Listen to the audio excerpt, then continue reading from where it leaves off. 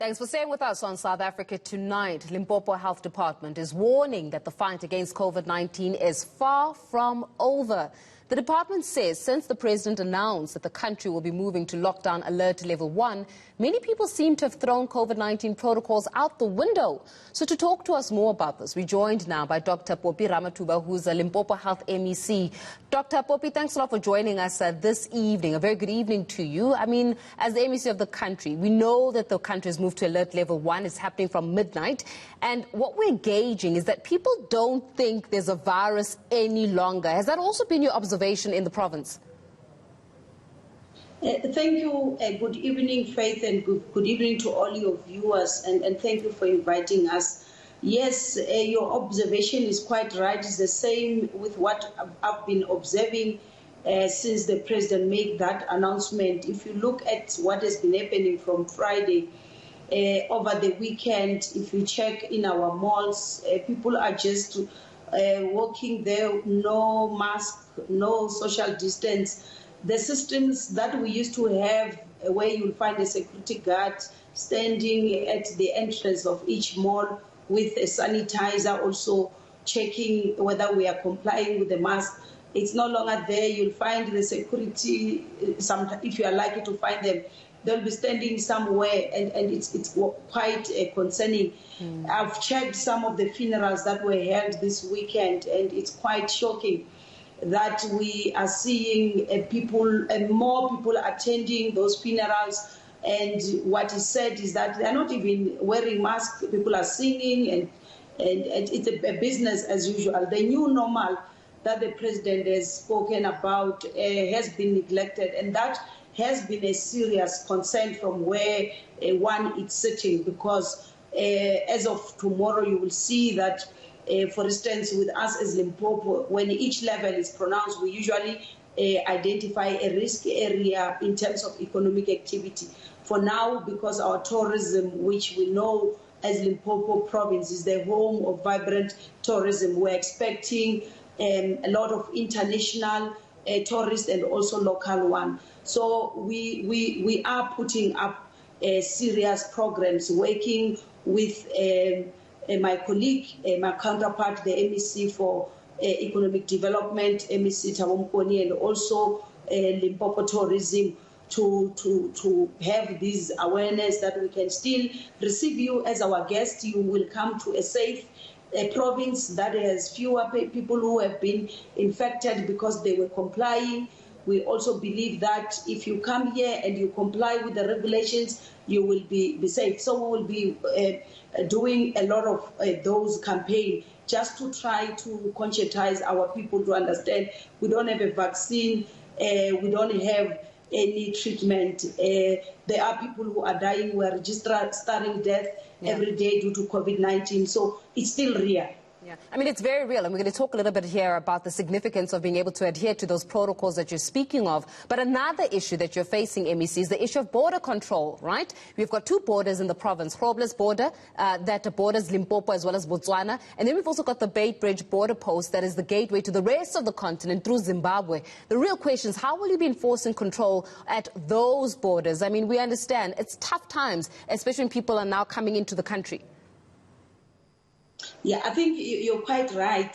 As we were discussing with the tourism colleagues, we were indicating to them to say those who will land through OR Tambo, it's easier for them to produce their less than 72 hours negative results, and then you then simply allow them in after screening them, because they've got the capacity to can do those tests.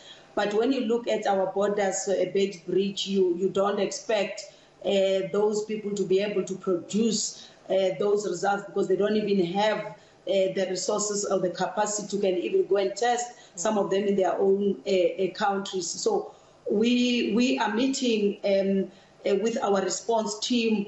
We will be working at supporting our port health for these two borders that are there, so that we can emphasize the screening part of it, to say if you are coming to the province, we should be able to screen you, and we should be able to refer you for testing, and those that are required to produce their less than 72-hour results, they are supposed to. But even if they do have those results, should they be having any symptoms, we'll refer them for testing. So it's going to be a very busy week that is coming for us as a province. And also, we will be working with our, as I've indicated, tourism, so that we can guide and support them. You can isolate those people, because they should be isolated at their own expense. Yeah. You can provide them a facility to isolate them, and we will be able to train them using our infection control system that we introduced at the beginning of this pandemic, so that we transfer those particular skills to their employees on how to properly do a disinfection in a hotel. For instance, the norm is that you check out at 11 and somebody can check in at 14 hours. We are advising that let's give a room a breather. You check out at 11, give it 24 hours, disinfect, and then another client can check in after 24 hours. ABC, just to interject there, I mean, you're speaking here about the protocols, I mean, for example, with hotels and tourism, and how tourism, for example, needs to work hand in hand with the department.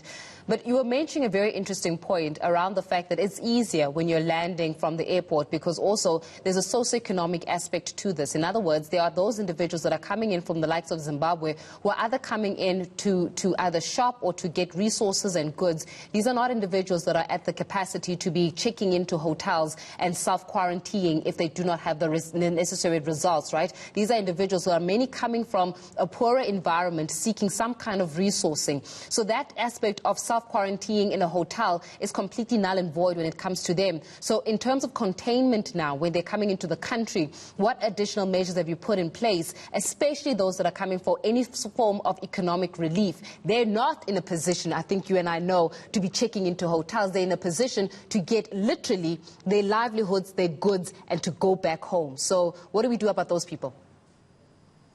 Yeah, thanks very much, Faith, for that. This is the category that I've said is the one that we are now, through our response team, working on how to support our port health. That is where we are going to be strengthening our screening and testing capacity, especially now. We've put a satellite around Musina Hospital, which is there at the Bay Bridge, so that immediately when somebody who is a suspect would be taken there for testing.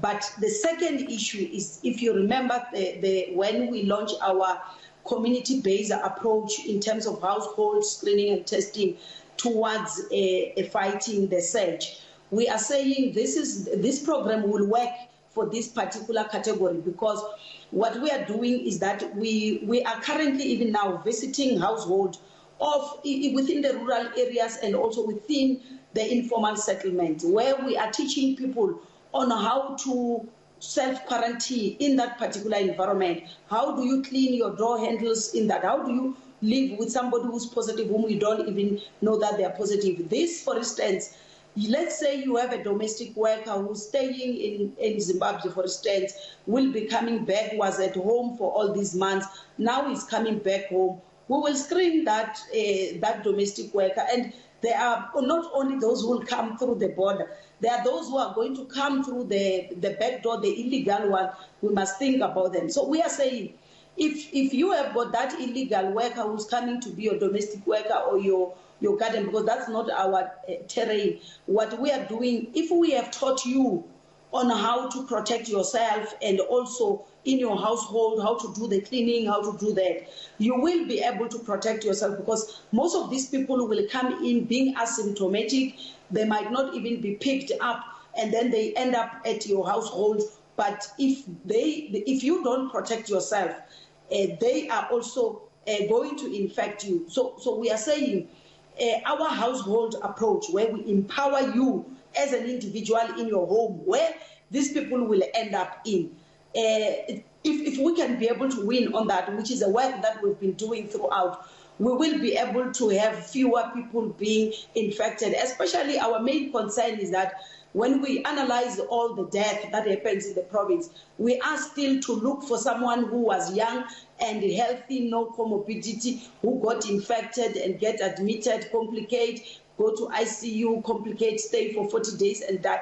We have not experienced that as a province. When we analyze all those, we're still even busy now with them. We realize it's people with quite a number of comorbidities, people with diabetic hypertension, not controlled, renal failure, people who have been asthmatic and not controlled, people who have not HIV defaulters, who are not taking ARVs, TB defaulters. Those are the cases that we've lost, elderly people. So we're saying if we can be able to protect those ones from those of us who might be young and can get infected and clear the virus through the immune system. So that is the work that we'll be doing to cater for those that will be coming in our province without having the necessary documents or the results, because the reality, as you are saying, those people will not even be able to produce the results for you, even if you are looking for those. Even if you say they must go back, they are just going to cut the fence and cross and come in. So what is important is that you prepare your own people this time,